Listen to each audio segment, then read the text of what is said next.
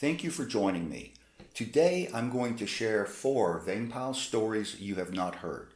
The first is how we, the U.S., actually discovered Vang Pao, and it isn't the Bill Lair version that some of you might be familiar with.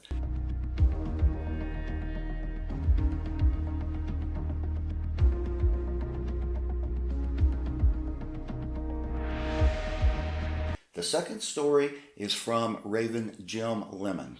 Jim was the very first Raven at Long Tieng, as you learned from the video Ravens 1. And he tells a fascinating story about Vang Pao's visit to North Vietnam. Next, former smokejumper and CIA paramilitary officer in Laos Ken Hessel tells a story that shows Vang Pao's great compassion and humanity. And finally, a story from a smokejumper that worked in Laos and demonstrates a harsher side of Vang Pao. In my previous video, which was on the Lao fighter pilot Shithot, you hear an audio clip of the current Sergeant Major of the Army saying essentially that no one in the U.S. Army today has been in war and knows what war really is. Soldiers who fought in Iraq and Afghanistan and are still fighting the war on terror know tragically what combat is, but none of us have experienced war, where one is fighting on their own soil, trying to preserve their way of life against armed aggressors. And when you judge anyone's actions when they are fighting for their very existence and homeland, you must understand their action in context to this life and death struggle. For example, there is the well-documented story from American witnesses of Vang Pao cutting open the abdomen of a dead North Vietnamese soldier during one of the Viet's first offenses towards Long Tieng. On the surface, you might think that is cruel, but in fact, he did this to know how well fed or not the Viet soldier was. A key indicator on North Vietnamese offensive capabilities. It would be a piece of information valuable for military operations, and the soldier was already dead. So let's begin. I find it curious the way Bill Lair treats the U.S. finding of Vang Pao in Lair's memoir called An Excellent Idea. One of Lair's first references to Vang Pao is a Thai from the northeast who had crossed the Mekong to join the Lao army, known by its French name at that time, Phar, was one of the first to mention an officer named Vang Pao, the captain who was then the most senior Hmong in Phar. Actually, the first CIA officer to meet Vang Pao said it was a French military introduction, which I will tell you about in just a moment. Our White Star Special Forces contingent, who arrived in Laos in July 1959, worked with Vang Pao. In fact, White Star assigned 2 Army captains to Vang Pao, Captains Billy Chance and Carl Nagel. You heard this name, Captain Billy Chance, once before in one of my videos. As I said, Chance was with the Hmong when they fled from Padong to Pacao. In later years, U.S. Army Colonel Alfred H. Paddock, Jr., a Special Forces soldier and White Star member in Laos, wrote, Lieutenant Colonel Vang Pao, the Hmong military leader, visited us, the White Star contingent, not long after we set up camp. I like him. As he spoke to our troops arrayed in formation, it was clear from the rapt expressions on their faces that they held him in great respect. He expressed compliments and surprise that we had set up a camp and begun training troops in such a short period of time. He told me that we should work together, not get discouraged, and forget petty problems and misunderstandings and a common cause to defeat communists. It was a wise counsel that reminded me of the primary challenge Special Forces personnel face when attempting to organize and influence men from a different culture. Bill Lair, no doubt, was the CIA officer who operationalized Vang Pao's relationship with the U.S. Lair writes that he recommended to the CIA station chief in Vientiane, Gordon Jorgensen, or Georgie, that the U.S. work with Vang Pao. Lair states that Georgie readily agreed and that Georgie already knew of Vang Pao as, quote, shortly after the Cong Le coup, he, Georgie, had brokered the distribution of 2,000 carbines to some of Vang Pao's Hmong tribesmen in Zhejiang province, unquote. What Lair didn't tell us, and maybe that's due to CIA tradecraft of not implicating other CIA officials, is that prior to Lair, there were two CIA paramilitary officers in succession working with Vang Pao. One was Jack Matthews and then Stu Methvin. The first was Matthews, a former smokejumper and now CIA paramilitary officer, who met VP in early December 1958, so Matthews told Dr. William Leary.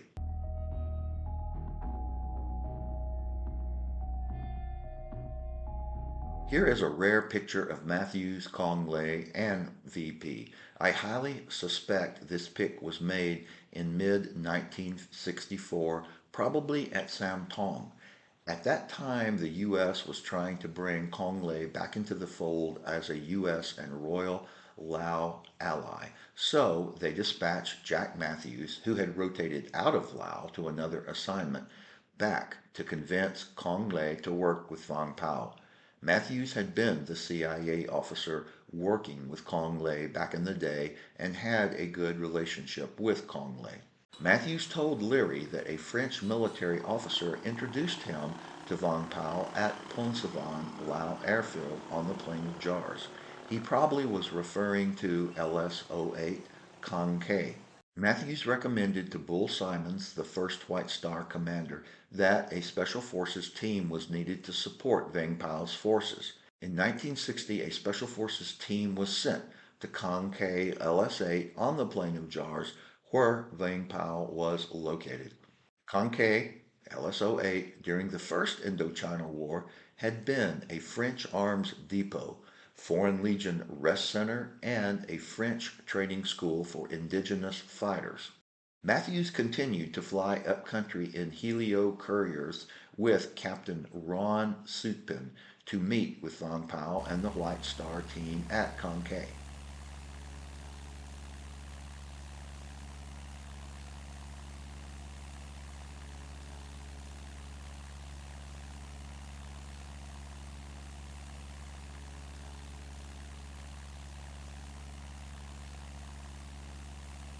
And they were flying to Nong Het, Vang Pao's home, as a Special Forces team was placed there as well.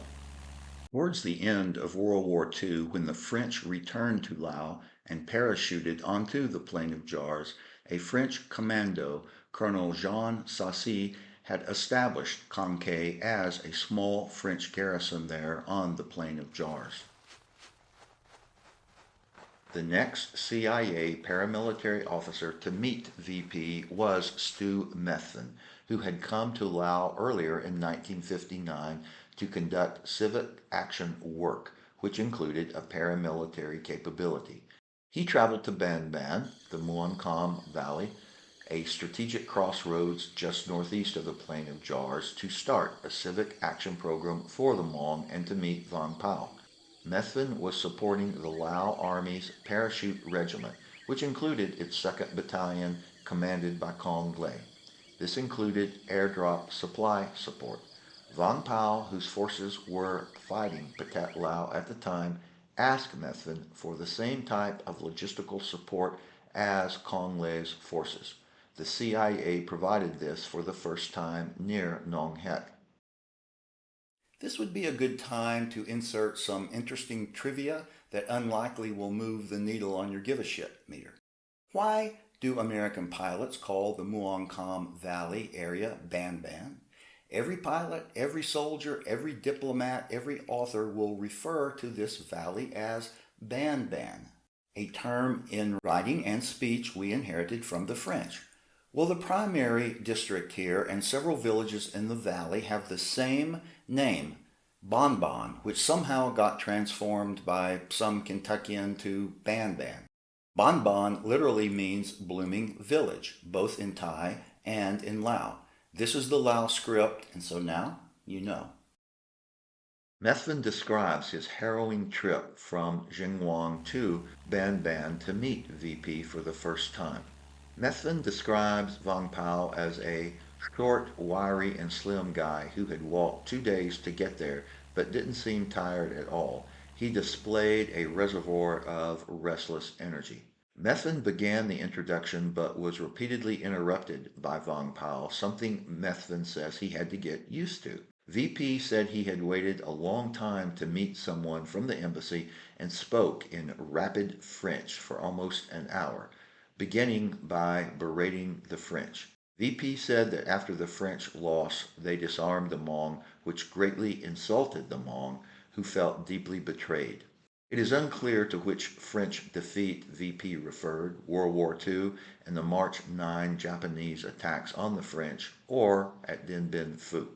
According to Methvin, Vang Pao told him that the Hmong had become desperate as heavy rains had wiped out their opium crop, which they used to barter for rice, blankets, and cooking oil, and Vietnamese marauders had been increasing their livestock raids. The Royal Lao government, VP said, did not care about the Hmong and would not or could not help them. Methvin offered support in the form of medical kits, tons of rice, blankets, and an anvil, which was Vang Pao's special request as the Hmong crafted their own tools and jewelry. Methvin was unauthorized to provide weapons, but those did come later. After drawing up a plan to airdrop the items, blankets and leftover Korean War GI sweaters were procured from a U.S. Army warehouse in Okinawa, the anvil from Singapore. Quote, "We poured 2 glasses of sum-sum and toasted the beginning of our relationship, a relationship that one day would lead to the White House." Unquote. The agreement thus cemented in sum-sum, Methvin says he introduced Lair to Vang Pao, but almost certainly he did not mean in the physical sense, but rather made Lair aware of VP. So now you know the real story of how the U.S. found Vang Pao. The rest is history. Vang Pao was from Nong Het, as I mentioned, 16 years old when World War II ended. Even before that war, there had been an intense rivalry, a division in the Hmong community there. You find that the Hmong group that supported the Japanese ended up supporting the communists, and the group that supported the French ended up supporting the Americans. And the choices were not as ideological as it was rivalry. The Hmong group chose a side, the rival Hmong group chose the other. By 1947, Vang Pao had joined the colonial police in Jingwang province, made corporal the following March, and earned a berth at the French-sponsored non-commissioned officer school in Luang Prabang. During a pair of combat missions in early 1950, he managed to destroy 2 Viet Minh bands, impressing the French who selected him for Lao Army Officer Candidate School. He graduated 7th out of 56th in 1952. During the Viet Minh siege against Dien Bien Phu in 1954, the French mobilized Hmong under Operation D to move towards the borderland near Dien Bien Phu, then break up into small units of about 100 fighters each, with 1 or 2 French non-commissioned or junior officers that would hold open escape corridors for the men at Dien Bien Phu. Lieutenant Vang Pao, a rare Hmong officer in the regular army, led the 400 partisans of his Commando 4 from Kang Kai, moving north, but did not reach the Dien Bien Phu area before the fort fell. Please pay notice to this video and see if you can spy Vang Pao. This film is from 1953 and 1954. A young Vang Pao is shown twice.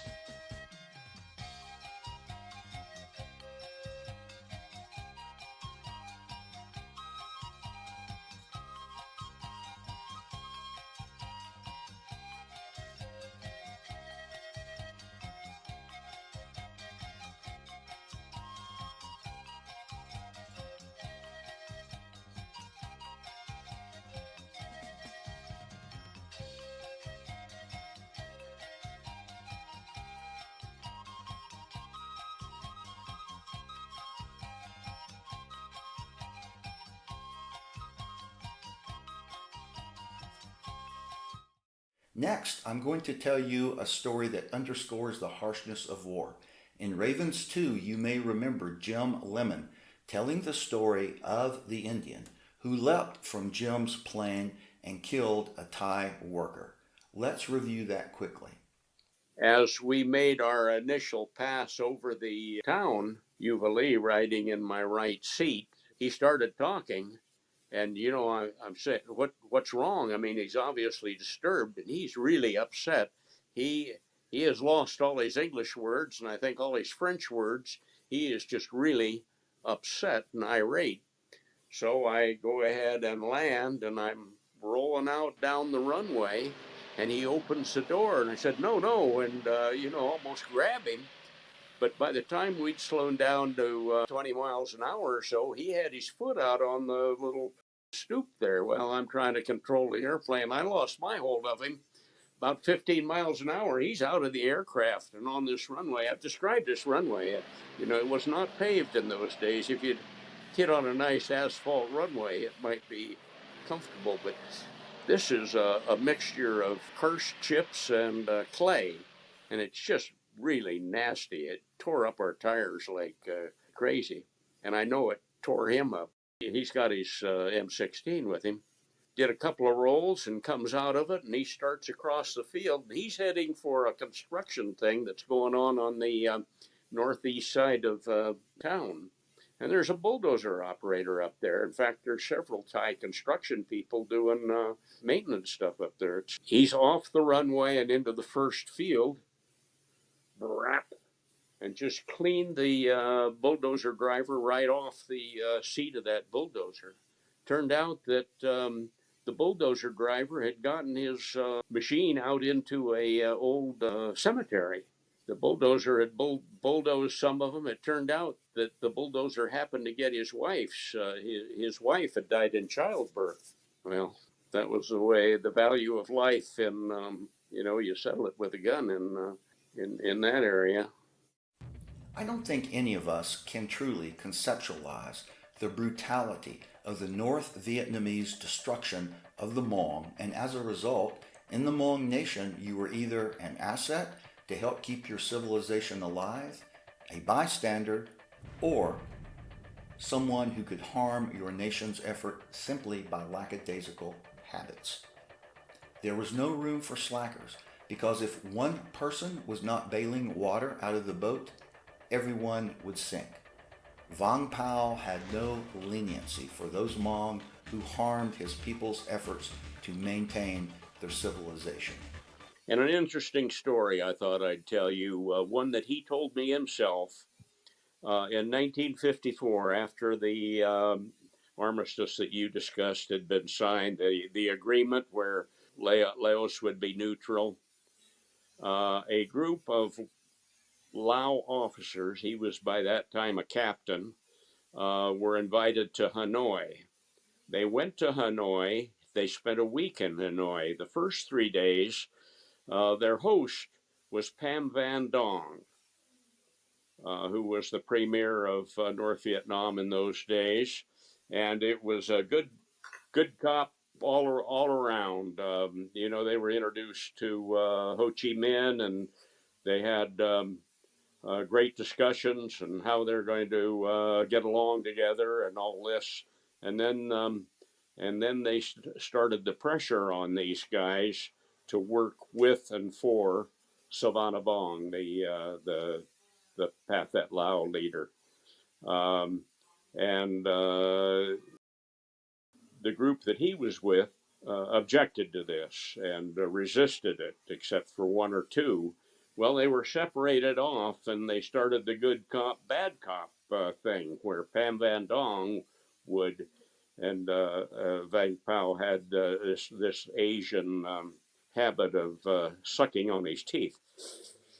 If you can, you've seen it other places, but when he's describing somebody who he thought was very, very bad, he would do this teeth sucking thing, and made the point that Pham Van Dong was a very, very bad man and was an enemy to Laos.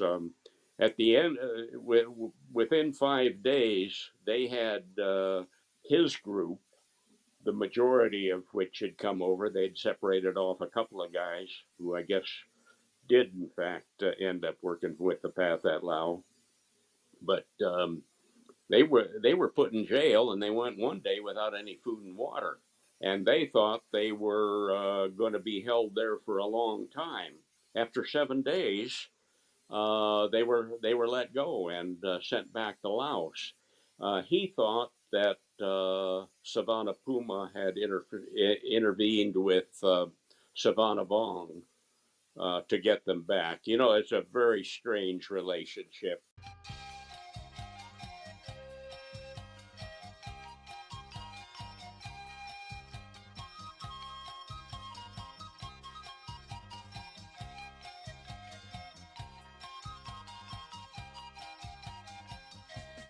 This is a story from Shep Johnson, who was, as you guessed, a former smoke jumper who worked for the CIA in Laos. Since so many smoke jumpers went to work for the CIA, you can find many stories these men have written and published in Smoke Jumper magazine. These magazines are online at their website. Shep ran the ramp warehouse where all the rigging happened for aerial resupply of troops and villages throughout Laos. Shep was wounded by a rocket attack on Long Tieng in 1971, the St. Valentine's Day Massacre, as it is called, and had to be evacuated, but was back on the job in a month. Shep showed up initially at Long Tieng to assume resupply duties. Cargo was being flown in, offloaded, and then had to be distributed by air to the many Lima sites upcountry. At the rigging ramp, Shep found what he described as literally a mountain of ammunition, rice, and you name it, just sitting out in the weather where it had to be unloaded off transport aircraft. About 2 hours later, his friend and fellow smoke jumper, Jerry Daniels, showed up on the ramp to see how he was doing.